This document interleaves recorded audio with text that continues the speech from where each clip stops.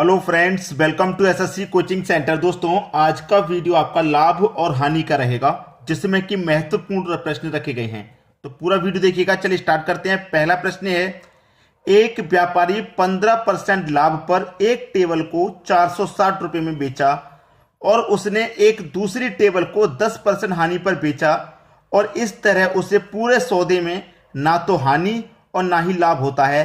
तो बताएं कि उसके दूसरे टेबल का मूल्य क्या था। सबसे पहले हमको दे रखा है लाभ 15% का। लाभ 15% का, इसकी फ्रैक्शन वैल्यू क्या होगी निकालेंगे तो 15% का मतलब बटे में 100, 5 से काटूंगा 3 बार में, 5 से काटूंगा 20 बार में। अब जब लाभ की बात है तो नीचे में ऊपर जोड़ के लिख दें, 20 में 3 जोड़ के लिखूंगा तो 23 के बट्टे में 20 हो जाएगा।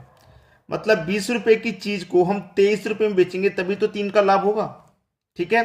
अब हमको निकालना क्या है, कॉस्ट प्राइस। कैसे निकालेंगे? हमारे पास कितने में विक्रय मूल्य दे रखा है, 460 का विक्रय मूल्य दे रखा है। कॉस्ट प्राइस निकालना है। याद रखना, कभी भी आपको कॉस्ट प्राइस निकालना हो तो ये जो फ्रैक्शन वैल्यू निकल के आई है, इसको पलट के गुना कर देंगे। पलट के मतलब 20 ऊपर 23 नीचे, इसको पलट के गुना कर देते हैं। 23 दूने का 46 और एक 0 20 बार में कटा, 20 का गुना 20 से कर दो 400। ठीक है। तो हमारे पास हमें क्या करना है, लाभ ही तो निकालना है। कितने में बेच रहे थे, 460 में। कॉस्ट प्राइस निकल के आया 400 का, तो 460 में बेचे, जबकि कॉस्ट प्राइस 400 है। तो लाभ कितने का हो रहा है हमको, लाभ हो रहा है भाई हमको 60 रुपया का।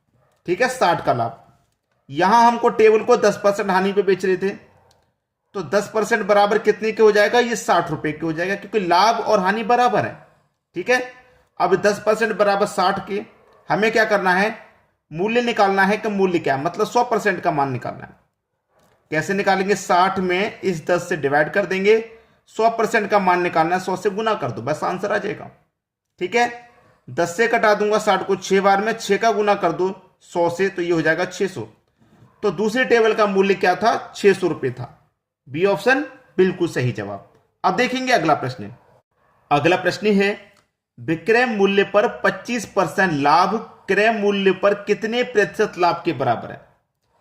देखिए, याद रखें, सेलिंग प्राइस को मैं अगर कुछ मान लूं, सेलिंग प्राइस को मैंने 100 रुपया मान लिया। चलिए, प्रश्न ऐसा दिया गया है जिसमें बच्चे कंफ्यूज हो जाएं। मैंने सेलिंग प्राइस 100 रुपये मान लिया, जैसे कि विक्रय मूल्य पर 25% लाभ क्रय मूल्य पर कितने प्रतिशत लाभ के बराबर है। विक्रय मूल्य पर 25% का लाभ, अगर मेरी कोई वस्तु को 100 रुपये में बेच रहा हूं तो मेरा प्रिंसिपल क्या हो जाएगा, 25 रुपया। ठीक है, 25 रुपया हो जाएगा, क्योंकि 25% का लाभ है। तो इसका मतलब मेरा कॉस्ट प्राइस कितना हो गया, इस 100 में से मेरे पास प्रॉफिट हो गया 25 का, तो क्रय मूल्य कितना हो गया, 75 का हो गया। 75 का मेरा क्रय मूल्य हो गया। तो मुझे पूछ रहा है कि कितने प्रतिशत लाभ के बराबर है। भाई, लाभ हो रहा है हमें 25% का। ठीक है। क्रय मूल्य कितना है, 75 पे हो रहा है। लाभ या हानि किसी पे होती है, कॉस्ट प्राइस पर होती है। और प्रतिशत के लिए क्या करेंगे, 100 से गुना कर देंगे। तो 25 से 75 3 बार में कटेगा भाई, और 3 से कर दो 100 में, तो 33.1/3 आ जाएगा कि नहीं आ जाएगा। बी ऑप्शन आपका यहां पर बिल्कुल सही जवाब है। आसानी से समझ में आ गया। अब देखेंगे अगला प्रश्न। अगला प्रश्न है, अवनीत एक घड़ी 20% छूट पर खरीदता है तो 25 रुपए की बचत करता है। तो बताएं कि उसके घड़ी के लिए कुल कितने रुपए अदा किए। देखिए, उसने 20% की छूट पे खरीदा और कितने रुपए की बचत होगी, 25 रुपए की। तो 20% बराबर 25 के हैं। उसने क्या है, 20% छूट पे खरीदा है। कोई भी चीज अपने आप में 100% की होती है, उसमें से मिल गई 20% की छूट, तो कितने अदा किए, 80% ही तो अदा किए। तो कितने अदा किए उसने, 80%। जब 20% बराबर 25 के, तो 80% बराबर कितने के हो जाएगा, इस 25 में क्या करेंगे, इस 20 से डिवाइड कर देंगे, और हमको मान निकालना 80% का, तो 80 से गुना कर देंगे। जब 100% का मान निकालते हैं तो 100 से गुना, 80 का निकालना है तो 80 से गुना। 20 से कटा दो 80 को 4 बार में, 25 का गुना 100 से कर दो, आ जाएगा 25 का गुना 4 से करने पे 100 आ जाएगा। ये आपका सही जवाब। तो घड़ी के लिए कुल कितने रुपए अदा किए, 100 रुपए उसने अदा किए। बी ऑप्शन आपका बिल्कुल सही जवाब। सभी की समझ में आ गया। अब देखेंगे अगला प्रश्न। अगला प्रश्न है, अभय ने 20% छूट पर एक रेडियो खरीदी, उस रेडियो को उसने 15% लाभ पर 690 रुपए में बेच दिया, बताएं कि उस रेडियो का मूल्य क्या था। देखिए 20% छूट पे खरीद रहा है तो इसकी फ्रैक्शन वैल्यू क्या होगी, 20% का मतलब बटे में 100, 20 से कम 20, 20 पंजे 100, यानी कि 1/5। और जब छूट पे खरीदता है तो घटा देते हैं, तो 5 में से घटा दूंगा 4/5 आ जाएगी इसकी वैल्यू। 15% लाभ पर वो बेच रहा है, 15% के लाभ पर, तो इसकी फ्रैक्शन वैल्यू 15% का मतलब बटे में 100, 5 से कटेगा 3 बार में, 5 से कटेगा 20 बार में, 5/3। ये लाभ है तो जोड़ के लिखेंगे, तो 20 में 3 जोड़ के लिखूंगा मैं 23/20। छूट या हानि रहेगी तो घटा के लिखेंगे, लाभ रहेगा तो जोड़ के लिखना है। ठीक है, लाभ रहेगा तो जोड़ के लिखना है। जब छूट रहता है तो घटा के लिखते हैं और जब लाभ रहता है तो जोड़ के लिखते हैं। अब हमसे पूछ रहा है रेडियो का मूल्य क्या था, तो हमें कितने रुपए में बेच रहे हैं, 690 रुपए में। मैंने आपको बताया था कि जब मूल्य निकालते हैं तो इस वैल्यू को पलट के गुना कर देते हैं, इस वाली को। ठीक है, तो पलट के गुना कर दो, 20/23 आ जाएगा ये, गुने में ये 5/4 आ जाएगा, पलट के गुना होगा तो। ठीक है, 4 पंजे 20, ये कट गया, 23 त्रिक का 69 और एक ये 0, 30 बार में ये कट गया। 5 का गुना 5 से करूंगा 25, 25 का गुना 3 से करूंगा 75 और एक ही 0, ये आ जाएगा आपका 750।